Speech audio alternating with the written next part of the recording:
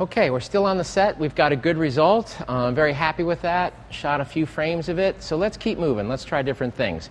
That was kind of a tried and true classic sort of diffuse the light at the source with the dome diffuser, and then also re-diffuse it, if you will, with the tri-grip, and then fill it from underneath. Very classic, you know, as I say, tried and true light pattern. But let's say, let's throw a hard light at Candra. Let's take and use some of the resources or capabilities of the system to experiment a little bit. I moved the SB900, which is our one and only light, back over here.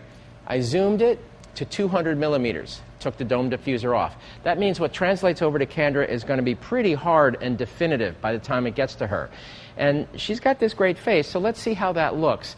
And what we'll do here is we'll throw a hard light there, see how it looks, and then interrupt that light with a diffuser and see if there's any difference in the sort of warm and close diffusion that we've already used, as opposed to a hard light and then interrupting it with a diffuser. A little bit different, I think, feel that we'll get out of it. Okay, so still channel 1, group A.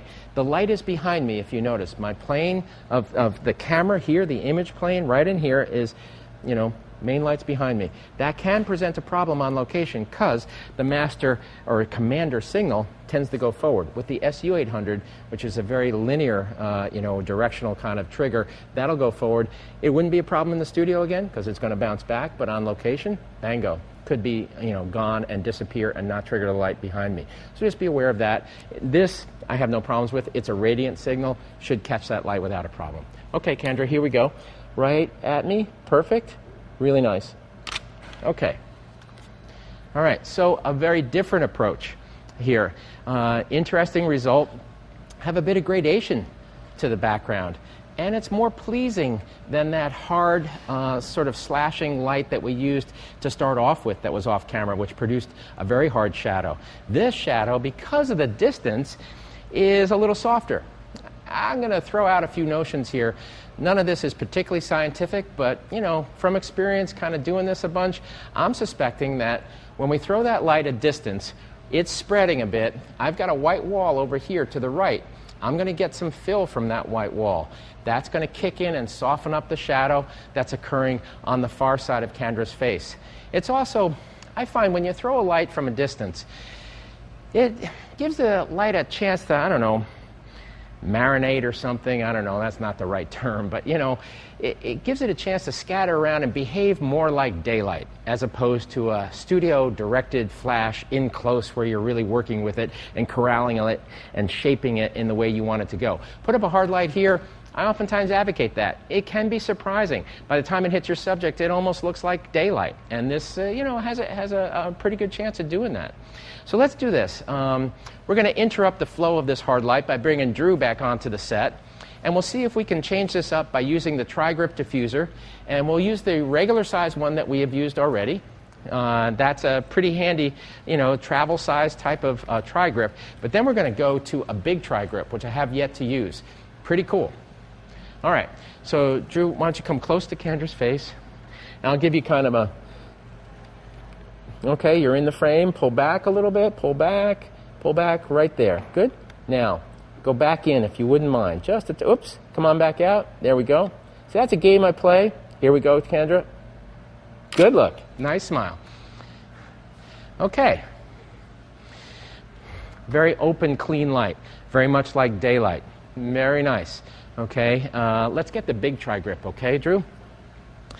The game I played there with Drew was kind of that, how close do I get the light game? Okay, I kind of establish my field of frame, what I'm seeing, and then I push and pull the light until I can get it right to the edge and maximize my closeness. So let's try that now. This may be a two-handed tri-grip. Let's support that, and let's bring it in as slightly overhead of her, you know? Yeah, right in there, okay? Now, for this, what I think I'm going to do is I'm going to raise this light up just a touch. Make sure I get the sweet spot of that tri-grip, because now my direction from this specific light source, not so much of an issue, because it's going to hit this and go everywhere. Let's see. Okay, that's great looking. Man, such a difference. Let's take a quick look at the size of source and how that affects our subject. I'm going to flip back to the last image really quickly here.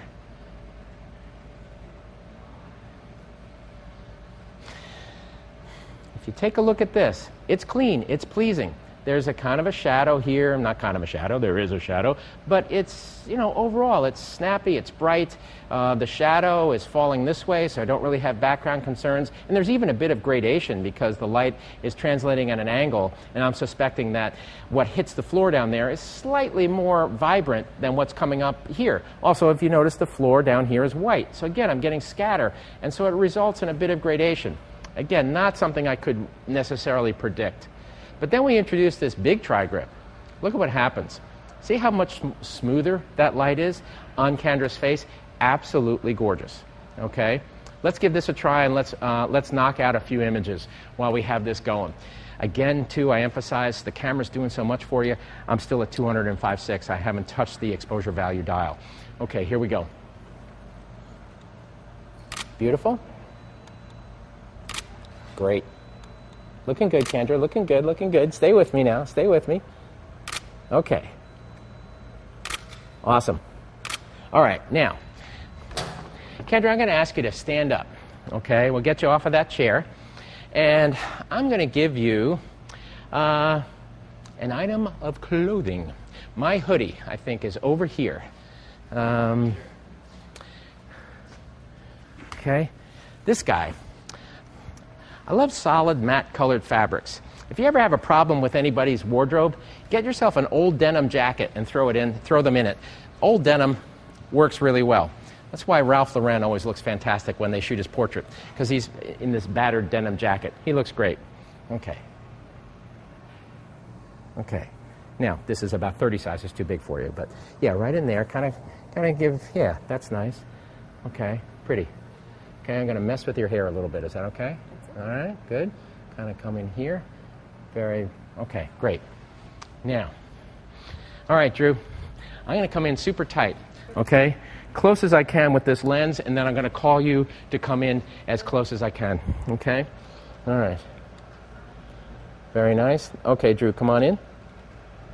Come on in. Keep coming. Whoops, you're in. Okay, good. Right there. Very nice, very nice. Stay with me, Kendra. Okay. Missed a little light there. Let's bring it down just a touch. But, in making that mistake, there's possibilities here. There's possibilities here. Okay. All right, the picture's right up in there. Let's try that again. Okay. Now, Aaron, could you maybe... let's raise that light just a little bit, okay? Okay, good. All right, here we go. Let's see how we do. You're in. Come on out, come on out, come on out. Good, good, good. Let's see how we do. Okay. All right. Now, we still got a little bit of a line. That's something you have to be careful of, because with tri-grips and small flash, you're not working with a softbox. You're getting a softbox quality of light, but you can't take a TTL flash, put it inside a box. You won't get the signal. So it has to be outside the box. All right? Cool, but be aware, light will jump around. You'll get maybe a slash or a shadow, or as we have had in the last couple of instances, we've had a little bit of highlight and then a hard delineation between where the light's hitting the diffuser and where it's scooting around the diffuser and hitting the subject without the benefit of any diffusion. So let's try this again. And Kendra, you look absolutely great. Okay. Now, let's even do this. Aaron, would you mind stepping on the set? Let's grab the gold diffuser, please. There's a gold tri-grip diffuser right here. Let's use the gold side, and you come in underneath Kendra. Warm and blue, and she's wearing a blue hoodie, oftentimes resonates really, really well together. Let's give this a try. Okay. Little back, Drew, little back. Okay, good. Okay. Now, I still have a little bit of my own equipment in the picture. Try not to do that. Okay, here we go. Let's try again. Beautiful. Take a look. All right, here we go. Rock and roll. Kendra, I need you to project. Open those eyes and project at me. Beautiful. Think about one of those kindergartners that you're teaching who just did something unbelievable in front of your face, okay? And you can't figure out whether you're going to swat them or throw them out a window or staple gun them to the floor so they don't keep moving around. I mean, anything at all that probably would get you a letter from a parent. Just a wild guess on my part. Okay. Kendra teaches kindergarten, which makes her relate to me really